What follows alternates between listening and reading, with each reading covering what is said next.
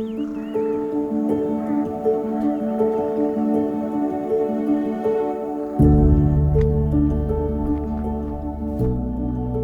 мен күнімдік жолында бұл. Менің атым Улан, Парпиев Улан. Кадамжар районунун Орозов айылына туулганмын. Ушул жерде өсүп чоңойгонмун. Азыркы күндө ушул план боюнча клубника боюнча алектенип атабыз. Көчөттүн сорту корейский сорт Сулхян. Бул кышкы сорт деп коет. Кышында бышап турган. Гидропоника системасы боюнча. Гидропоника деген эмне? Ошону түшүндүрүп бериңиз. Гидропоника бул мындайча айтканда биздин современный технология. Грунтка эмес. Өз атайын мындайча айтканда топурагы бар. Атайын жасалып келген. Бул жерде мына көрсөтсөм капельный система.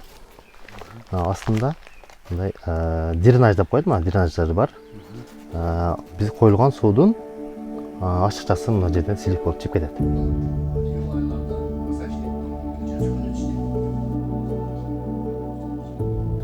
Бул 5 жыл мурда мен кылам деп пландаганмын өзү. 5 жыл мурда кылам деп же проект чызганмын өзүм. Чызып проектке катышканмын. Тилекке каршы убакыт жетишкен эмес. Андан кийин өттү күндөр өттү. Ошо 5 жылдан кийин анан ошо быйылкы жылга Кудай насип кылыптыр. Жасадык. Анан основной бунун дагы түрткү берген нерсе бул бизге. Жалал Абадта Елдос мырзанын түрткүсү бул.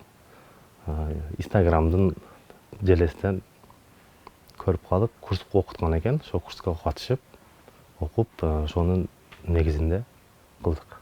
Гидропоника деген ушул. Бул суу кокос турак дейт. Көчөттөр эгилген. Окуганыбыз апрель айларында окуганбыз өткөн жылы.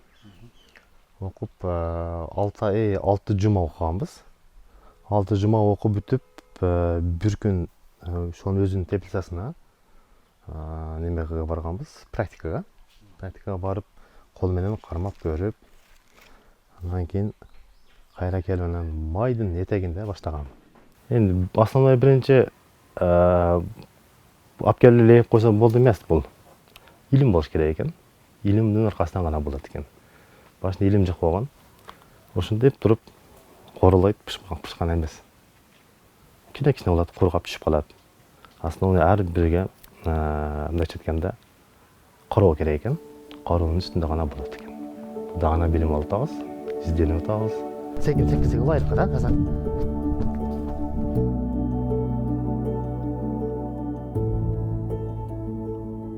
Жыйырма 4 августта посадка болгон көчөт. Бизди окутканда бул 60 күндүк көчөт өзү. 60 күндө жогорулайт, андан бул жагы бир минус плюс 20 күндөн кийин кызарып пишип баштайт. Мында 2 волна деп коет. Мындайча айтканда азыр биринчи волна бүтөйүн деп калды. Мисалы эле азыр сиздерге көрсөтсөм. Так, мына. Мисалы үчүн мына бул биринчи волна. Мына биринчи волнада. Бул волнада уже пишип, уже короосу азайып көрүңүздөр. Мына экинчи волна гүлдөп уже алып атат. Теримди декабрдын 10-доруна баштаганмын. Азыр дагы 10 болуп калды башта. 1 ай болуп калды терим болгону, дагы бир 20 күн терим кыламын. Ошондо муналар экинчи волнага аракет кылабыз. 12 килограмм алабыз бир теримде через 3 күндө. Барган сайын 15. Ушу барып азыр Кудай кааласа кичине мына күндүн немеси узарса, убактысы уже бул дагы көбөйөт. Ошону менен Кудай кааласа мындай неме боюнча, план боюнча майдын этегиче пышат.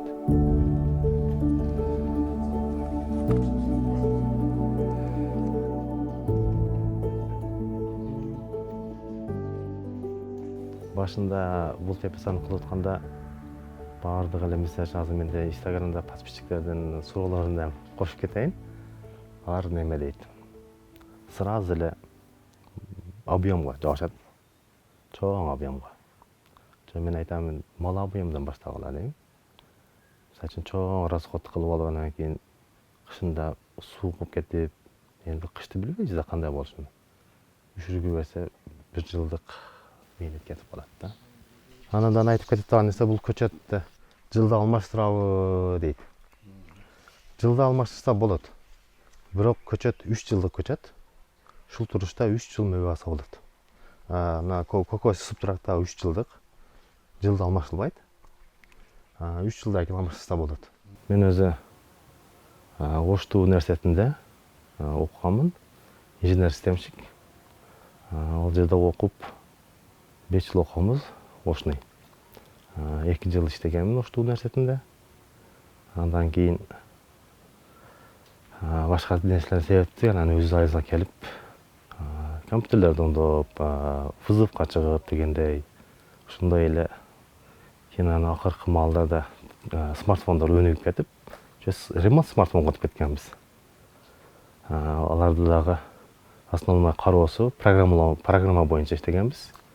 Андан кийин азыр энди ал сфераны энди жаштарга таштап, мындайча айтканда. Бул мен мындай багбан сферасына өтүп кеттим. Бул мына сары бул неме деп коет, ловушка да, паразиттерди көбөйүп кетпеш үчүн гана. Бул жерге жабышат. Ушул паразит ушунун ичинде эми жашайт. Могул жерде жашайт. Булар ар кандай ооруларды алып келет да. Личинкаларын таштайт, ооруларын алып келгенде бул мына жака жабышып калса, бул жерде калат бул. Мындай ооруларды өркүндөтө албайт да. Бул биозащита дейт. Бул шимел деп коет. Бул шимелде ушул гүлдү неме чаңдаштырат. Опыление. Анан бунун эртең менен туруп бир ары учуп чыгат. Разведка. Разведка кылат дагы химкат жок экен дейт да. Кеттик дейт. Канча штук бар? Ичиде Канча дана? Точно билбейм го, бир 100дөн ашык болсо керек. Ошол жетет ушул теплицага. Анан бардыгына учуп келет. Опыление кылганда мен азыр да өзүмчө бир неме кылып атам. Гүлдөргө мисалы башка аракетсе конуп туруп кетип калат экен. Бул болсо айлана берет. Анан бунун айланат. Ушу опыление четкий. Зор. Ушул даражага жетип, пышып, печкасы бар, бунун отоплениясы бар дегендей. Ошолорду миллиондон ашып калды. Бул жерде өзү атам уста. Ошол мындайча айтканда болгон нерсени болдурушка аракет кылат. Жок жерде эле мына бого өткөндө эле тиктеп койт. Мындай кылса деп мага жол көрсөтөт.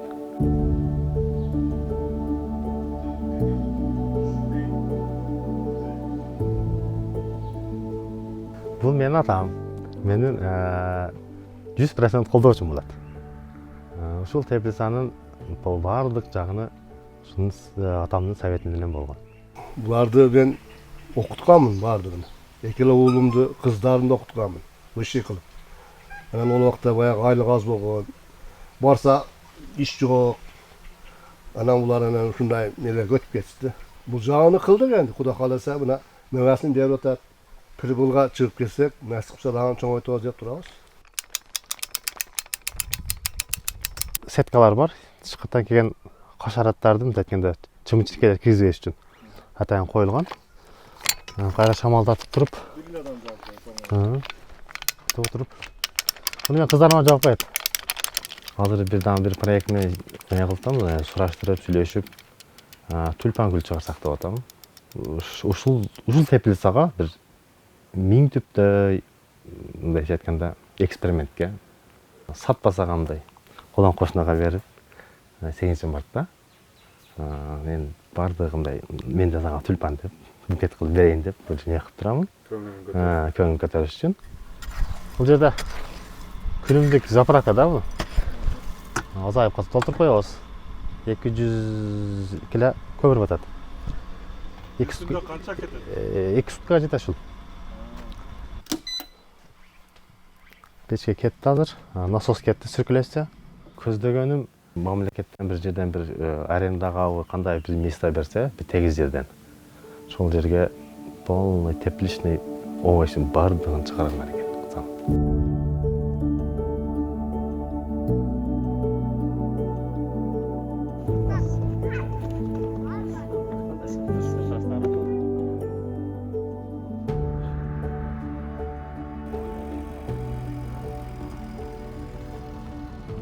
Өзім жашым 39-да. Атамдын экинчи баласы боламын. Чоң эжем, үкем бар, мен карындашым бар. Бардыгы үйлүү жайлуу. 3 балам бар. 3 кыз, эң кичинеси уул.